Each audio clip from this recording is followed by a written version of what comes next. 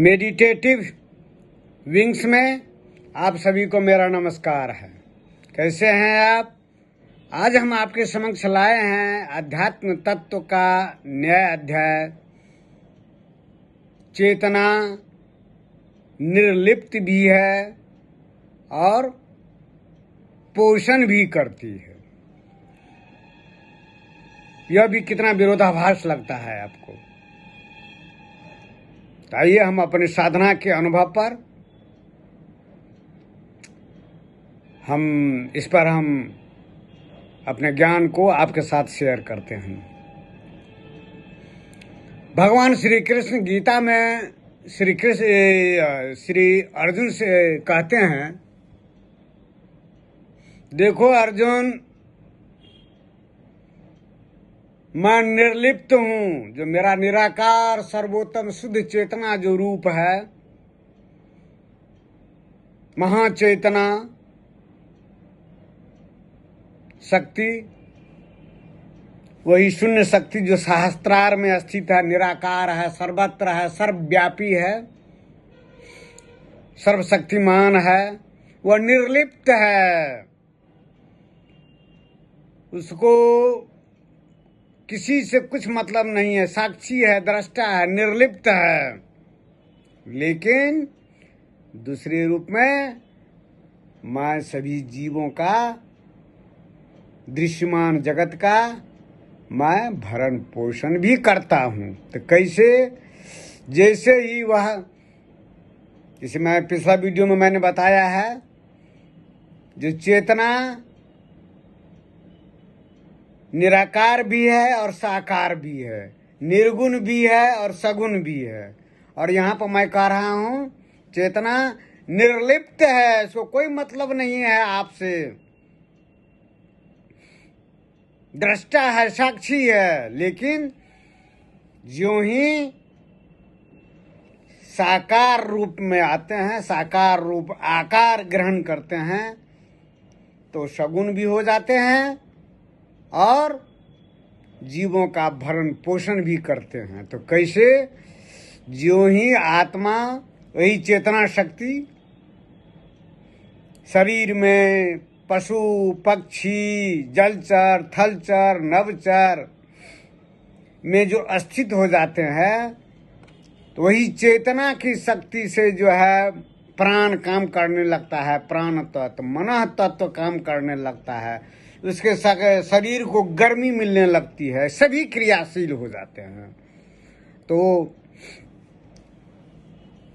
चेतना उस आकार में स्थित रह करके उस जीव को, मानव को, पशु को, पक्षी को, वनस्पति जगत को भरण पोषण करता है। वही चेतना शक्ति जो है भरण पोषण करता है।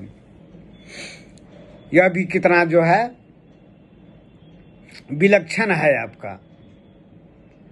और चेतना शक्ति की विलक्षणता इसमें भी है, यह विरोधाभास को समेटे हुए है। विरोधाभास देख लीजिए, एक आपके घर में एक फ्रिज है, वह ठंडक प्रदान करता है, ये तो उपकरण है। एक हीटर जिसे आयरन करते हैं, कपड़ा पर जो इस्त्री करते हैं, वह गर्म है। तो एक जगह चेतना जो है, जब जो ही उपकरण फ्रिज का उपकरण बनता है तो ठंडक प्रदान करता है, और उपकरण जो है हीटर बनता है तो गर्मी देता है। तो दोनों में एक ही चेतना शक्ति रहता है। फ्रिज में भी वही चेतना शक्ति है जो कि हीटर में है। चेतना शक्ति, एनर्जी, ऊर्जा, जो इस स्थूल आंख से आप नहीं देख सकते हैं। बार बार इसीलिए मैं कहता हूं, आपसे मेरा विनम्र अनुरोध है कि मेरे हर एक वीडियो को देखिए, हर एक और बारीकी से समझाने में वीडियो जो लंबा हो जाता है। वही चेतना, एनर्जी है, ऊर्जा है, शक्ति है, जो फ्रिज में भी काम करता है, हीटर में भी काम करता है, सूरज में भी काम करता है। इतना जो ऊर्जा रहता है उसमें, वह सूर्य का अपना ऊर्जा नहीं है, उसी चेतना शक्ति की ऊर्जा है, उसी से वह जो है प्रकाशित होता है, उतना गर्मी आता है। तो लेकिन आधार का, मैंने पिछले वीडियो में देखिए, आधार का भेद है, शक्ति का भेद है। और उसी चंद्रमा में वही चेतना शक्ति है, लेकिन शीतलता प्रदान करती है। वही चेतना शक्ति जल में भी है, ठंडक प्रदान करती है। वही चेतना शक्ति अग्नि में भी है, उष्मा प्रदान करती है। तो चेतना की शक्ति, चेतना के बारे में जो जब आपको समाधि लगेगी, योग साधना कीजिएगा, प्राणायाम कीजिएगा, तब मेरे जो है कथन को, ज्ञान को, उपदेश को समझ में आ जाएगी। चेतना को समझाने से भी नहीं समझा जा सकता है। हाँ, समाधि लग जाएगी तो आपको बताने की भी इच्छा नहीं होगी, आपको बताने की भी इच्छा नहीं होगी। क्यों? क्योंकि जनमानस आदमी इस रहस्य से, इस सूक्ष्म चीज से जो है वो उसको समझ ही नहीं पाएंगे, नहीं समझ पाएंगे। उनकी बुद्धि तीक्ष्ण नहीं होती है, मन में उतनी तीक्ष्णता पैदा नहीं होती है जो साधना के बल से मन तीक्ष्ण हो जाता है। वह सूक्ष्म तीक्ष्ण से, सूक्ष्म से भी सूक्ष्म चीज को ग्रहण कर लेता है वो मन सामान्यतः जनरल आदमी का मन नहीं रहता है। वह साधना के बल से, योग शक्ति के बल से मन जो है देदीप्यमान हो जाता है। मन शुद्ध मन कहते हैं ना, शुद्ध मन वही तो परमात्मा है। अशुद्ध मन जितने रहते हैं वह संसार कराता है। निकृष्ट मन जो है दूसरे को देखते हैं ना, हत्या करवाता है, गाली गलौज, लंद फंद, झूठ फूस में वह निकृष्ट मन है। अशुद्ध मन वही परमात्मा भाव है आपका। लेकिन परमात्मा भाव ऐसे नहीं आता है, कई जन्म लेने पड़ते हैं तब जो आदमी को सत्वगुण आता है। फिर सत्वगुण में जब साधना करते हैं तो सत्वगुण को भी त्याग देते हैं।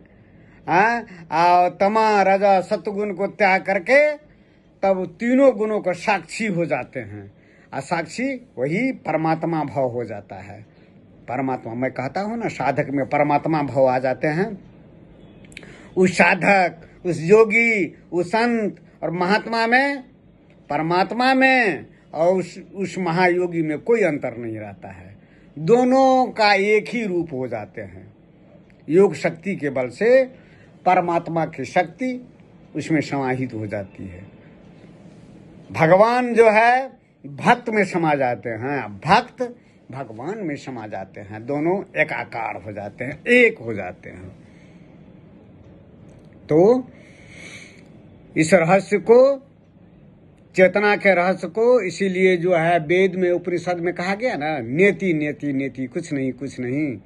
अंत में जब सर्वोच्च ज्ञान की जो प्राप्ति होती है तब इस चेतना के बारे में कुछ नहीं कहा जाता है। क्या कहें क्या नहीं कहें, सब चीज तो वही है। निराकार है, एक निराकार है, दूसरा साकार है।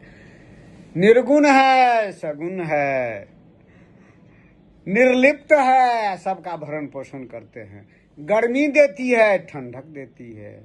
साधु भी बना हुआ है, चोर उचक्का भी बना हुआ है, लुटेरा भी बना हुआ है, क्रिमिनल भी बना हुआ है, ज्ञानी भी बना हुआ है, अज्ञानी भी हुआ है। वो पवित्र से पवित्र है, अपवित्र से अपवित्र। मल मूत्र पैखाना, ये क्या है आपका? जब आपको ज्ञान की प्राप्ति होगी ना तो पवित्र और अपवित्र में भेद नहीं रहता है। जब मुझे महादेव जी जो हमको दर्शन दिए थे शुरुआती दौर में, मेरा वीडियो देखिए, महादेव जी महाकाल मेरे गुरु, उन्होंने मुझे यही पवित्र और अपवित्र का ज्ञान दिए थे। शुरुआती दौर में हमको 1 डिग्री बुखार रहता, आप विश्वास नहीं करेंगे, 1 डिग्री बुखार रहता था, इतना नशा था। 1 डिग्री बुखार रहने पर स्नान कर लेते थे। कोई करेगा? हम कर लेते थे। तब जाकर के पूजा घर में जाते थे। तो महादेव जी हमको शिक्षा दिए, अपने लेटे हुए हैं एकदम बाघ के छाती का जो रहता खाल वो पहने हुए हैं, और देखे और नाला में जो है उठ करके नाला में कुल्ला करने लगे। मतलब छी छी छी छी महादेव जी क्या करते हैं। तो उन्होंने ज्ञान की शिक्षा दी। देखो चेतना, परम चेतना सूची और असूची से परे है, पवित्र और अपवित्र से परे है। नाला का जल और गंगा का जल जब दोनों एक समान लगे तभी समझिए जो है आपको सही ज्ञान की प्राप्ति हुई, अन्यथा नहीं। यह चेतना ज्ञान अज्ञान से परे है, पवित्र अपवित्र से परे है। ये बिना साधना से, बिना समाधि से इसको समझ में नहीं आएगी। आज जब समझ आ जाती है तो आदमी मौन हो जाता है, सब कुछ देखता है, हंसता है, खिलखिला करके इस रहस्य को देखता है। क्योंकि वह साधक योगी देखता है, अरे ये तो मेरा आकार है, यह मेरा आकार है, पंच महाभूत का बना हुआ है, यह आकार है मेरा शरीर। इसी में जो है सांस भी खेल खेल रहा है, या मन भी खेल खेल रहा है। मेरा वीडियो देखिए ना, शरीर से मुक्ति, सांस से मुक्ति, मन से मुक्ति। मेरा वीडियो देखिए, मन का खेल, मेरा वीडियो देखिए सांस का खेल, तब समझ में आएगा। आज तब योगी देखता, अरे मैं तो शुद्ध चेतन आत्मा हूँ, प्रकाश स्वरूप हूँ। सब तो यही, सब जो है सांस मन शरीर अपने अपने गुण में धावित है, इंद्रिय विषय में रत है, इंद्रिय विषय में। यह तो मेरा ही सृजन किया हुआ है।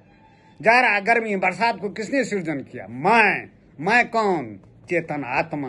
मैंने ही सृजन किया जाड़ा गर्मी बरसात आंधी तूफान, मैंने ही सृजन किया।